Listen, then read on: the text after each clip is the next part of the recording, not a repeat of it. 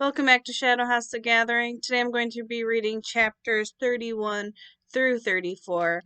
Yesterday we found out that the masks can be pulled off the children, but they seem to be growing back, and that somehow when Marcus starts playing the piano, it kind of soothes everyone, and the orphans in the masks kind of subdued them and they went away. So again, this is the second to last read aloud for this book, and I can't believe it's already almost over. So let's get started. Chapter 31. Blood was rushing through Dash's head. The room seemed to throb with the rhythm of his heartbeat, like an echo of the banging that had disappeared from behind the door, and his skin felt like it was on fire. Poppy stood with Azumi at the end of the barricade, transfixed by Marcus's melody, oblivious to Dash's sudden affliction. Something was wrong. More wrong even than being trapped in this insane building. Dylan was right beside him, staring into nothing, but Dash suddenly felt like they were miles apart from each other. He blinked, and the past rushed at him, a memory as vivid as a dream. The dressing room is dark. Dylan is at the door, soaking wet, reaching for the lamp. Everything is about to change, and it's going to be my fault. I'm so sorry, Dylan. I'm so sorry. Dash shook the images away. Coming back into himself, he took his brother's elbow, but Dylan didn't seem to notice. After a moment, Dash shook his brother's arm. Still nothing. Dylan, he asked, are you okay? When Dylan still didn't answer, Dash turned him like a rag doll so they were face to face.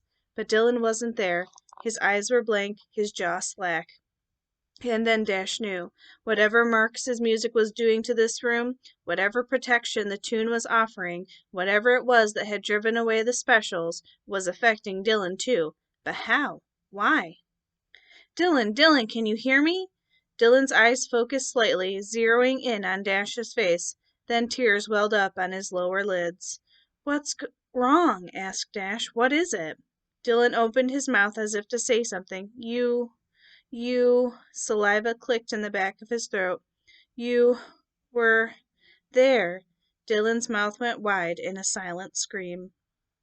Opening his eyes, Marcus blinked away tears and looked down at his hands, still moving across the keys, hammers hitting the strings that vibrated the air around him.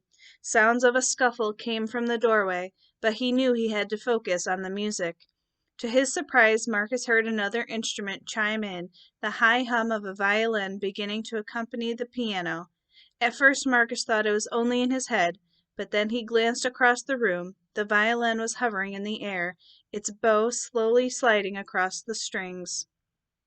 Marcus nearly fell off the bench, but he steadied himself, not daring to pause, hoping that his momentary break in concentration wouldn't end whatever enchantment seemed to have blessed this space. The atmosphere around the violin shimmered, as if someone invisible to ordinary human perception was standing there playing it. The violin's high voice swooped and swirled, not matching the tune of the piano, but adding something to it that made the melody even more hypnotic and lovely. Soon it was joined by several other instruments. Marcus watched in awe as the guitar leaned forward and began to play by itself, followed by the cello and the flute. The music swelled as a boy materialized, the conductor of this magical orchestration. He glanced at Marcus and then turned back to the instruments. He lifted his hands, and the instruments almost seemed to nod at him. Marcus recognized the boy's red curls, his deep brown eyes. It was his uncle, Shane. It was the musician, of course. He felt a surge of love for this person whom he'd never met and yet had always known. They didn't need to speak. This music was their conversation. It always had been. Marcus! Poppy called out from across the room. Was she kneeling on the floor beside Azumi? Who is that? Don't worry, said Marcus, raising his voice over the music. He's a friend. Chapter 32. Though Poppy was worried about Azumi, who was looking blankly on the floor at her knees, she couldn't peel her gaze away from the strange figure that had appeared by the piano. A red-headed boy who looked, if not exactly like Marcus, then at least like a close relation. Where had he come from? Poppy shook her head. She felt the same sense she'd gotten whenever she'd seen the girl in the mirror. Marcus looked happy to be playing with him, as if he'd known this boy for a long, long time. He'd called her crazy. Crazy! He must have known she was telling the truth about the girl. He'd known, but he'd still made her feel wrong. Wrong about herself. Wrong about her own story. A flash of rage rushed over Poppy's skin, a hot wave that pushed away the chill of fear in the house. She wanted to rush across the room and knock Marcus from the bench, throttle him, but before she could even move, she heard a deep rumble of laughter. She looked around for a moment before realizing that the laughter had come from inside her head. Poppy knew something very bad was about to happen. Chapter 33. There was a loud crack and the piano trembled. Marcus nearly jumped out of his skin. He forced himself to continue playing, but several of the piano keys went mute. Peering into the body of the instrument, he could see snapped strings, their hammers hitting only air. His uncle's tune was suddenly missing part of its register, and to Marcus it was as jarring as if he'd just witnessed someone lose a limb. One by one the silver keys of the flute snapped away from the body, clattering to the floor until it could only yelp out a flat whistle. Shane vanished, and Marcus screamed, "No!" There was another shocking spring as 8 more of the piano strings broke, silencing another octave, weakening the strength of the melody. From a few feet away there came a shattering smash. The string section of the concerto was eradicated. The violin and the guitar lay on the floor in wooden slivers, as if they'd exploded. A wave of nausea swelled from Marcus's stomach and knocked at the top of his head. That feeling of safety that had come from his uncle's music was quickly disappearing. Something in the house, in the room, was determined to send the music away, to stop the good memories, to frighten him. He closed his eyes, trying to picture his uncle's face again, but all he could see now was black. Across from the piano, the shimmering spots that had surrounded the instruments were disappearing, replaced now by the oddly visible notion of stillness and quiet. The only instrument that continued to accompany him was the cello. Its melody began to stretch and strain, losing pitch, as though someone were wrenching the tuning brackets this way and that. Then, with a finality that was almost painful, the last strings on the piano and cello snapped. All that was left of the music now was a distorted echo. Movement by the portrait of Poppy's girl caught his eye.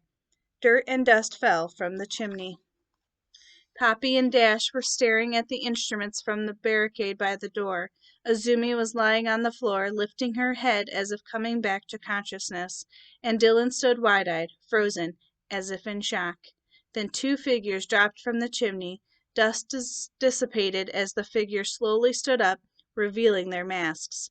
The music had stopped, and the dog and the cat had found their way in. Chapter 34. "Where am I?" Azumi asked, color returning to her cheeks. "You fainted," said Poppy. "You'll be okay. We just have to move away from here. Like, now." "What's going on?" Azumi turned to see Matilda and Randolph stepping slowly away from the fireplace, toward the group. Dash helped her to her feet. The trio gathered around Dylan and then backed away from the intruders, staying along the wall for safety. Poppy's mind rushed through the events of the past hour. Back at the elevator, Matilda had been lucid for a moment, as if she'd regained her sense of self. Maybe, Poppy thought, if I talk to her now, she'll answer me.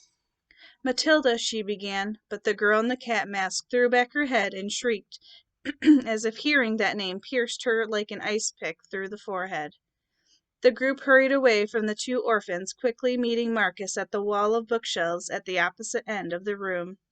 Poppy squeezed her eyes shut, trying to reason out what exactly had happened in the elevator. "You came," Matilda had said.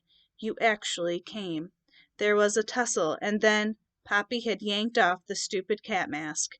That was it! The mask! The orphanage director had written it himself in the specials file. The masks removed the children's identities.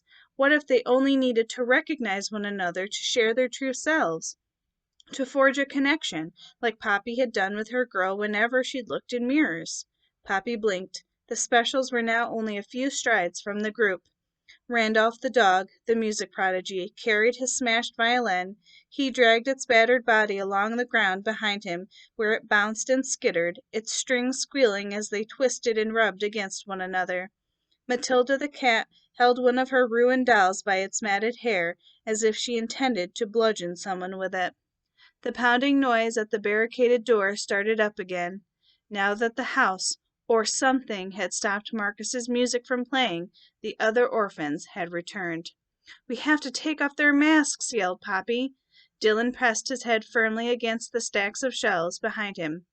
Gasping for breath, the two specials lunged forward.